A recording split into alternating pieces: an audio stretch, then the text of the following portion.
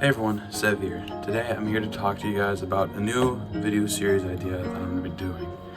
So basically it's sort of like, I want to say it's sort of like a video series that another YouTuber on YouTube does, where it's called One Deck, 1 Month. It's like a mixture of that, but also a sealed only Yu-Gi-Oh! So basically, alright, let me explain this. Basically, I'll be taking one deck that I own, the deck that I will choose, and I will be trying to build it out as much as I can, and I will be, week by week, I'll be trying to make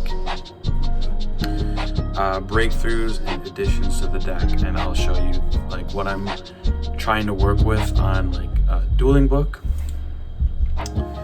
And basically by the time regional comes up in Madison, which will be on the 18th, once that comes up, I will be attending that event and I'll be playing this deck, and I'll be playing the final form of the deck, or what I feel will be the best for the deck. So let me fix it up real quick and I'll show you what I'm currently going to go to locals with. I'll be going to locals, trying to go every single week, and I'll be trying to play games and I'll summarize them and I'll show you what I'm working with. But yeah, onto the deck profile. Alright, so this is our build of our Go Second Adventure Plunder Patrol deck, including side deck, but again, this is very testing. The side deck is extremely experimental, but get right into it. Starting with the main deck, it'll be pretty standard from the deck profile I uploaded a couple weeks back. So it'll be 3 Whitebeard, 3 Bluebeard, 2 Redbeard, 2 Black Eyes, 2 Golden Hair, 3 Yard, 1 Ships, 1 Emblem, and then 1 Booty. Since this is a Go Second deck, scoot the camera a little bit. Since this is a Go Second deck, I am considering cutting the ship shape and increasing Black Eyes, because I really like Black Eyes. But this card also is very nice discard fodder, but also comes in handy with certain situations. So I don't know, again, the whole process will be testing. And on to the adventure portion, we're playing 2 Enchantress, 1 Griffin Rider, 2 Rite of Air Mazier, 1 Fateful Adventure, and then 1 Dracoback. Another card I also want to test out in this build will be Illegal Knight. I'll be testing out Illegal Knight just to see how it works going second, and I say going first we can do the Griffin Rider, but going second we can do Illegal Knight search instead of the Griffin Rider search. Something a little bit more to help us break our opponent's tier board, which can be quite devastating to us. Then on the Kaijus, playing 1 Dogran, 1 Radiant, 1 Thunder King, and then 1 Interrupted Kaiju Slumber, to basically act as another kaiju name. These only matter because of their attribute. Like, if you didn't have these specific ones, you wouldn't necessarily be like SOL, but I do highly recommend you get each of these ones because their attributes are extremely ship friendly. You know, the fire, the dark, and the light. Again, you don't need, this one because GZQ exists. These 2, I highly recommend you get these 2 because they're very friendly attributes. But eventually, once the time comes, eventually there will be a Earth ship, but still, those 3 are kind of like the basic ones that you really want to get at. Next, for our board breaker package, we're running 3 Dark Ruler No More, and then 3 Droplet. Dark Ruler main deck is because if they Dimension Shifter you, then it turns off the Droplet, and then this is for in case Dark Ruler isn't very good. And for power 1, I was playing 1 Foolish, 1 Called by the Grave to stop hand traps, and also to start into our extender plays. 3 copies of Infinite Impermanence just to round out our board addressers and also our board in our interruptions too. Eventually, I want to get cards like DD Crow or some of the Bystials, just to really help break boards in this deck, because that will be a very big problem for us as a Go Second build. Extra deck, pretty standard, sort of. I am making a few changes. 2 lists, 2 brand, One Dragite, I decided to go back to Dragite as I did some testing with Zeus, and I didn't really like it. And then one Scarlight for time, a generic level 8 synchro that can burn your opponent for a decent amount of life point damage. Again, this is real life play, so we will need to be concerned about time limit and the time rules. So Scarlight, we're playing with the time rules, and we're going to be, if need be, well, this won't be our main go-to, as like we have these two, and we have all. Dragite is even technically better than Scarlight. But with Scarlight, it's it is a last resort. Double Murik, one Toad, and then Bahamut to bring out the Toad, and one Abyss Dweller. Dweller against something like Tier Element will just, it won't like completely end their turn, but it will slow them down a lot to the point where we can catch up and kill them moving on our next turn. One Almirage, and then 3 Blackbeard. Okay, so grab the side deck card. 3 Blackbeard. That just, it rounds out the extra deck really. I've already explained a lot of this stuff, except for like the new additions like Dweller, Scarlight, Dragite, I already explained. But yeah, I tried out Zeus and I was thoroughly unimpressed. Like there's only like one board state I ever found where making Zeus was a viable option. So 1 Pank, 2 Dogwood. Again, this is locals, this is in-person play, so time rules will be in effect. So Dogwood is essential if we can nab games off time. 2 Crow, again, Tier Element hate. 1 Neko main cane. I want to get more of this because again, it helps us stop Tier Element on their turn, because they mill it, boom, it becomes the end phase of the turn. 1 Token Collector, because this is locals, and you know, my locals does have quite a few Sword Soul players, so 1 Harpies, 2 Cosmic, 3 Twin Twister, back row hate, obviously, and then one copy of Mind Control, because this card single-handedly forces out some board states. So yeah, and then we can just link it off with one of our Plunder Patrols, and then 1 Booty, just to round out the side deck, and just in case we need the second copy. But again, it's unlikely that we will. And before you say anything, I'll be getting different sleeves at locals. I'll be picking some more up. If I can find more of the Dragon Shield Halloween ones, then I'll pick those up because I really like them. They look really cool. But if I can't, I'll just pick something else up, and it will probably be really expensive because they're Dragon Shield, but that's not a bad thing because Dragon Shield is a really good brand in my opinion. But yeah, profile section is done with. I'll be getting ready to go to locals in a little bit. So next time I see you guys in the video, I will be recapping my locals experience to you guys. So load up the tokens and let's go. Also, one goal I want to get done while I'm at locals is I want to trade for a few things, because I have a deck that's like, it's 2 cards away from being complete, so I can profile it on the channel, maybe play with it occasionally. But yeah, it's a couple cards away from being complete, and I'm really annoyed that it didn't order the cards. I don't know why it didn't order the cards, but it just didn't order the cards. And then I have a budget Flu Underease deck that's ready to go, so that'll be profiled pretty soon. But yeah, enough rambling. Alright, so we're back from locals. This is actually the next day. I recorded my recap at about 1 in the morning, and it was just really incoherent, and at some points I was just kind of slurring my words. So I decided to re-record it, and I decided to do it now. So round number 1, I played against Draco Slayers, and we lost it, but I mean, it was pretty close. I mean, game 1 did take about 30 minutes in time, which is pretty nuts, but we're both playing pretty combo heavy decks, so it's kind of expected. Plus, he kind of did mess up a few points in his combo. So, I mean, he ended on, game 1, he ended on an Apollosa with, I think, 2 counters, I believe. So I already opened the Kaiju, so I drew into a Radiant, and I had Dogoran in hand, so I just Radiant Tribute over the Apollosa. And then I went into my adventure plays, and eventually I Draco bounce back the Radiant, and then I really messed up here by not tributing over the Ignister Prominence, because otherwise he doesn't really get many fires into his graveyard, which is pretty important because it comes up where he activates Mystic Mind, and I could have banished it off of using Brand's effect had I, put Ignister Prominence in the graveyard, and I could have summoned Brand out. But again, I didn't put Ignister Prominence in the graveyard. I tribute over, I think, the Magister Pegasus, and then I ended up banishing the Ignister Prominence with Moork, which was a huge punt.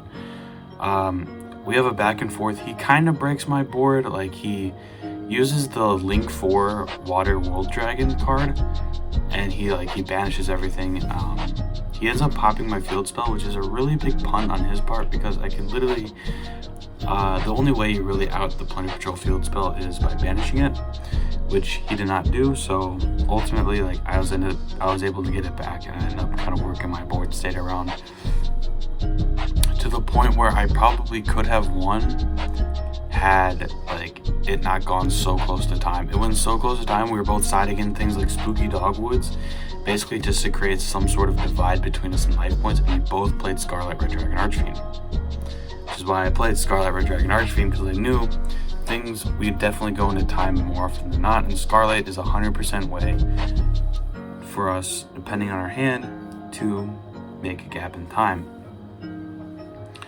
Neko Mainkin is also a way where we can, against here, we can force draws, or we can force in-time victories against tier. But yet again, it's this or that. Game 2, he ended up comboing for a really long time. It went to time on his turn, and it was the turn 1. Since he took the previous game because of my mistakes, he ended up taking the match, which is really unfortunate, because we could have ended up either drawing or even taking the match entirely had we just simply not made the mistakes that we did. Really stupid mistakes, really unfortunate mistakes, really dumb mistakes. Alright, but round 2 we played against Cyber Dragons, and Cyber Dragons, this dude had a pretty interesting build. I don't think I saw a single core in his entire deck, which is pretty interesting for Cyber Dragon builds, because Cyber Dragon Core is one of the best Cyber Dragon cards in the archetype, which is really weird to not play 3 of it. But he didn't. Game 1, he ended up making me go first. Now keep in mind, this dude, he'd been pretty boisterous. I don't want to say that as a bad thing, but he was kind of really announcing his plays and really announcing what he was doing. I heard him 2 tables back in round 1, and I knew he was playing Cyber Dragons because I heard his voice. And when we met up, I recognized his voice from him enunciating his plays in the previous round. So I knew he was on Cyber Dragon. So I knew what to go into it, what to expect. And so he makes us go first game 1. I make your standard full combo board with Griffin Rider, Toad, and an impermanent set in the back row. And he can't break it. And he makes some really interesting... No, I don't think I had Griffin Rider. I think I just had Toad and Impermanence. No, maybe I did have Griffin... I don't know. Maybe I did have Griffin Rider. I think I did, actually. But he ends up beating over... No, I didn't have Griffin Rider, actually. I didn't. I'm remembering this now. He summons he ends up summoning Vanilla Cyber Dragon and making Chimera Tech Fortress Dragon, which is a really, really weird play. Because you can, Verde Anaconda isn't a card, but one would think you would want to, try to make Infinity, because Infinity can sup a card. It forces out my Toad negation, which he really only did with Repair Plant, and I negated Repair Plant because I knew it was an extender in his hand, and I figured that was really the only thing he had. He set 2 cards at the beginning of his turn, and he tried to activate them at the same point in his turn, and I told him, you set them already. Again, I don't believe he was cheating. I believe no malicious intent. The dude just forgot. I don't know how you forget something like that, but he just forgot. But, I end up adding back Bluebeard off the Toad negate. He ends up beating over Bahamut Shark with his Cyber Dragon, which is a really big misplay here, because if he did that with Fortress Dragon, he would have taken less damage, but he tried to beat over the token with Fortress Dragon. Or no, he tried to get him to butt heads with the Fortress Dragon and the token, but I had impermanence, so it sank him down to 0, which then caused him to take 2,000 points of damage. And then on my turn, I ended up like really, I basically worked around his board entirely. Since he activated a card he set the previous turn, which was an illegal play, I played not knowing what it was, but I knew what it was. So I Draco back, bounced back the set that I didn't know of, and turns out it was infinite impermanence, which he didn't chain, which is really weird. Like, he could have stopped the entire column from being activated. It's really weird. But yeah, so I end up gaming him that turn. He scoops it up. We go to game 2. He makes me go first again, and I make a board that ends on Toad and infinite impermanence, which, not the best board, but honestly, this dude, I don't think he could crack it, even if he tried. But he starts his turn by special summoning Dino Wrestler Pankratops. Yikes. Had he played his turn out a little bit better, he probably could have outed my board. And if Verde was still a card, he definitely could have OTK'd me, and it was scary how efficient Cyber Dragon would be had Verde and Anaconda been in the game. But since it is banned, I don't gotta worry about it. So he goes and he does, he summons Pankratops, which threatens my board entirely. Impermanence doesn't do anything because Pankratops is a quick effect, so you can just tribute, pop, and like, none of my cards really do anything. I'd have to waste 2 cards in order to stop the Pankratops pop, which is just a waste of cards.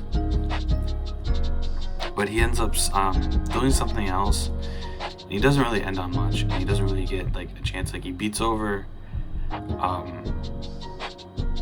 He does something, and I activate Toad to negate, and I set it to my field, I think, or like he just beats over Toad. And on my turn, I end up Draco back, bouncing back the Pankratops, because I end up getting into my adventure engine, and then I basically go off, and I put. He had 7,000 life points. I forget what he took 1,000 from, but I ended up just literally putting game on board that turn. So 2-0, pretty clean sweep. Round 3 was against Bastille Dragon Link, which I have a horrible track record against. Game 1, I think I just impermed the wrong card. I impermed the Bastille Rebellion. I think I should really start waiting to drop my impermanences and stuff like that when my opponent is done making a board, so I can really see what I'm doing. But at the time, I thought negating the Bastille Rebellion prevented Branded Beast, which is something I couldn't stop in my main deck. But now that I think about it, I probably should have let it go and addressed whatever board he made at the end. But I end up breaking his board, but he ends up, like, the very next turn, he ends up coming and he, on the crackback, he absolutely, like, beats me over the head. Dude easily, like, cleans my board.